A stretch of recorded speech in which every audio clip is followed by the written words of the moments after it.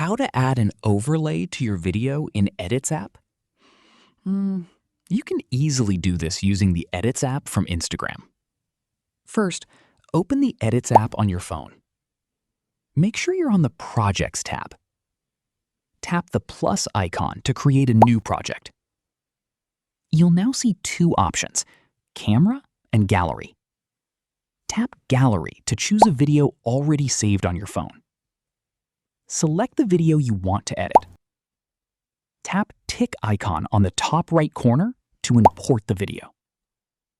Once your video is added, find the Overlay option at the bottom and tap Overlay. Select the photo or video you want to use as your overlay. Once it's added, you can resize it and move it anywhere on your screen. You can also adjust the length of the overlay on the timeline to control when it appears and disappears. Play your video to preview the overlay and make sure everything looks the way you want. And that's how you can add an overlay to your video in the Edits app. If this tutorial helped you, don't forget to like this video, subscribe for more helpful tutorials, and I'll see you in the next.